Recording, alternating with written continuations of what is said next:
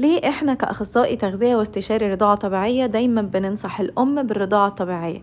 لأن الرضاعة الطبيعية عمرك ما هتلاقي فيها الحاجات اللي هتشوفيها دلوقتي في الفيديو ده. الرضاعة الطبيعية من الأم هي مصدر بيور مفهوش أي شوائب أو ميكروبات، على عكس الفورميولا. لما أخدنا عينة من لبن الأم وأخدنا عينة كمان من الفورميولا، اكتشفنا أن الفورميولا للأسف مليانة ميكروبات، بكتيريا وفطريات كتيرة جدا، وده للأسف بيأثر على مناعة الطفل بالسلب، على عكس لبن الأم. لبن الأم غني جدا بمضادات حيوية وبترفع مناعة الطفل لفترة طويلة جدا. طول حياته الطفل بيفضل يستفيد من الرضاعة الطبيعية اللي الأم قدمتها له، وبترفع مناعته طول حياته. إضافة إلى ذلك كمان إن الرضاعة الطبيعية هي مصدر هايل جدا لمضادات الأكسدة، وكمان بتحمي أولادنا من مشاكل الهضم الكبيرة جدا اللي بيواجهها مع الفورميولا. وغير كده وكده هي كمان بتحسن الرابطة القوية الحسية بين الطفل والأم، وبيحمي الأم كمان من مشاكل الاكتئاب ما بعد الولادة. هي مشقة ولكن تستحق.